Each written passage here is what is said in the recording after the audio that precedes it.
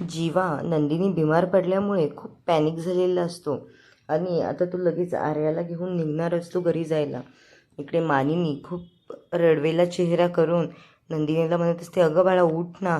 पार्थ पण तिथे येऊन बसतो डॉक्टर येईपर्यंत आणि त्याच्या आईला म्हणतो की काय झालं असेल आई यांना, अचानक कशा बेशुद्ध पडले असेल.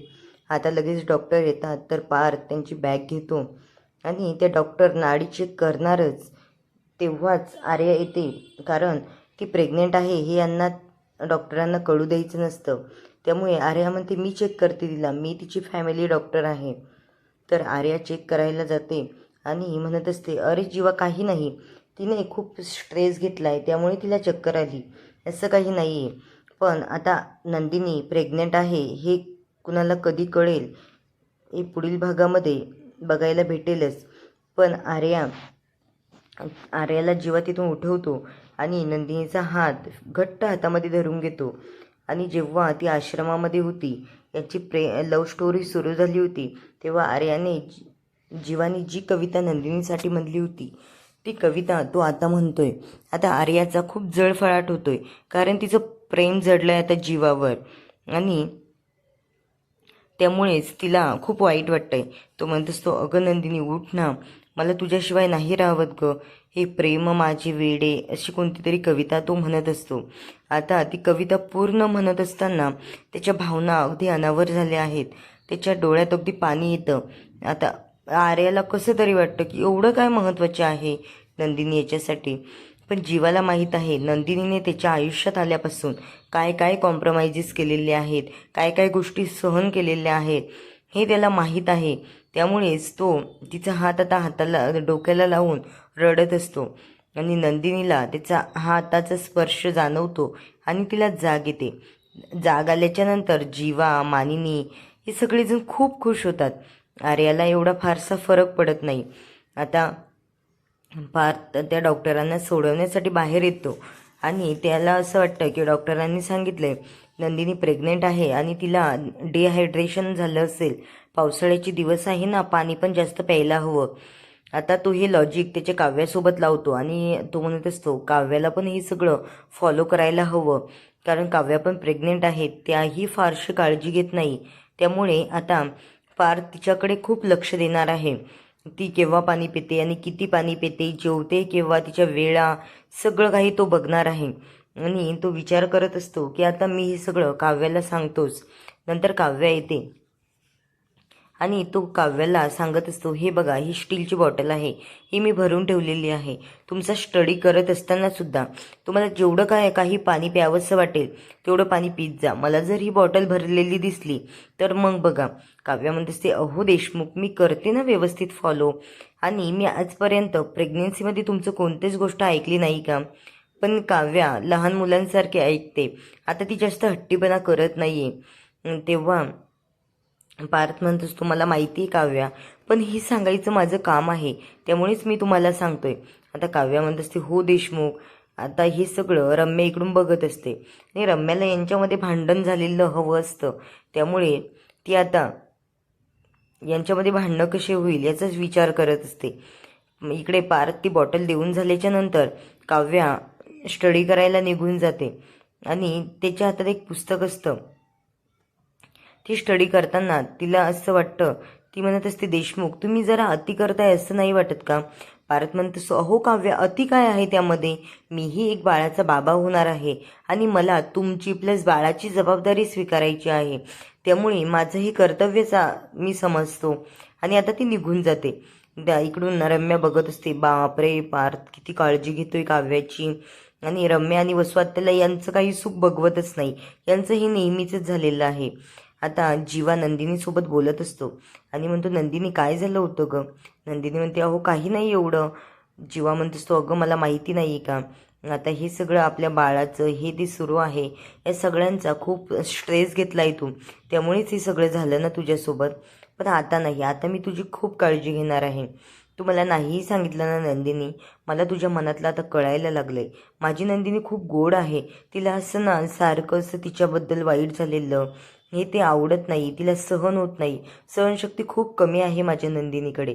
आणि आता मी त्याचाच विचार करून लवकर काहीतरी बघणार आहे. ती म्हणत असते अहो पण डॉक्टरांनी काय सांगितलंय की मी बेशुद्ध कशामुळे झाली होती. तर जीवा म्हणत असतो बघ बरं, आई सोबत होती आणि तू घरामध्येच होती जेव्हा तुला चक्कर आली.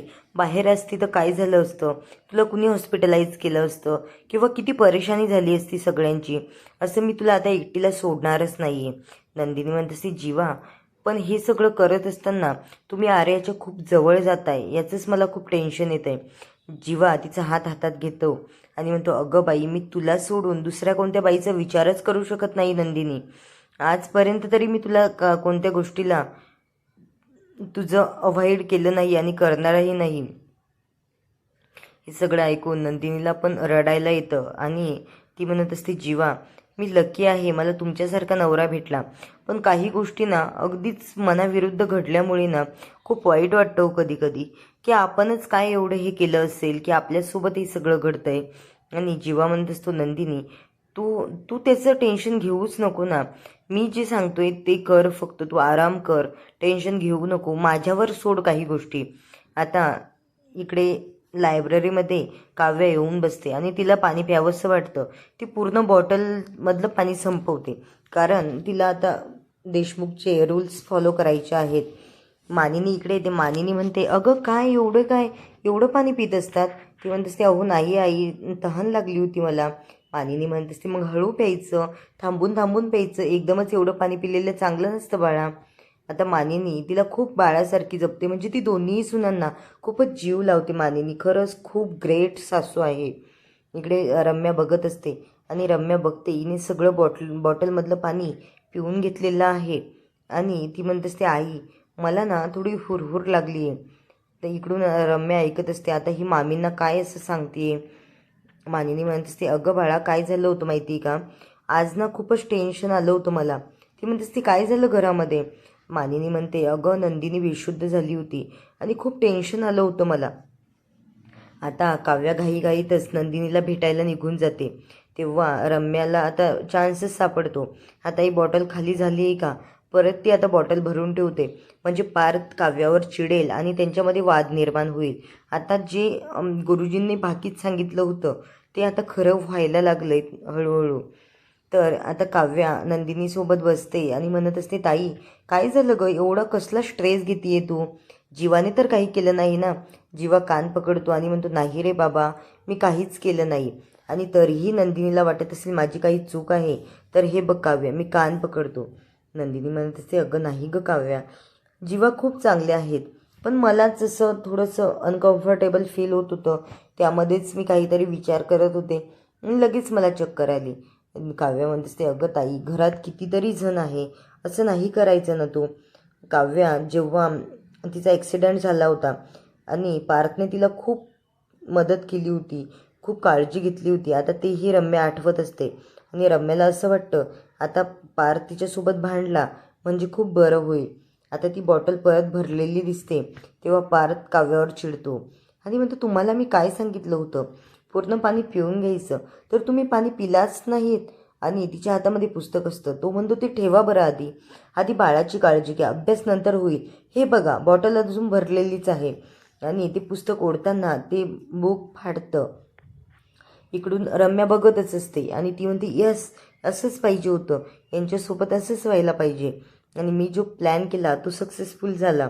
आणि हे जे पुस्तक फाटतं तर अजूनच काव्य चिडते.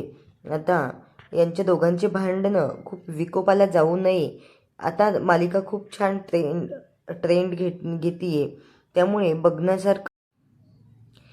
पार्थ म्हणतेस तू काव्या एवढं चिडू नका, होईल काहीतरी व्यवस्थित. पण काव्याला आता पार्थ चिडल्यामुळे खूप टेन्शन येतं. आता पुढील भागामध्ये ती खूप नर्वस असते. तेव्हा रम्या म्हणत असते, ती वसुआत्याला सांगते अगं मी आज ना तिची बॉटल तिने पिऊन घेतलेलं पाणी परत भरून ठेवली त्यामुळे पार्थ तिच्यावर खूप चिडला. आता पुढील भागामध्ये इकडे आर्या येत असते आणि कोणतं तरी बुक आणलेलं असतं तिनं नंदिनीला वाचायसाठी. तेव्हा जीवा म्हणत असतो थँक्यू आर्या आणि तो नंदिनीला सांगत असतो. नंदिनीला खूप जीव लावतो, तिला जवळ घेतो. आता नंदिनी पण आर्याकडे अशा नजरेने बघते, बघ माझा नवरा आहे तर माझाच होणार ना, असं ती मनात बोलत नाही पण तिच्या एक्सप्रेशनवरून तरी कळतंय की ती असंच म्हणाली. आता आर्याला पण त्याच्या मिठीमध्ये जायचं असतं, पण जीवा काही तिला मिठीत घेत नाही. इकडे आर्याला इकडे रम्या स्वतःला सांगत असते की असं असं झालं, मग यांच्यामध्ये भांडणं झाली, आता ते दोघं एकमेकांशी बोलत नाहीये. तर आता बघूया यांचे भांडणं किती दिवस टिकतायत.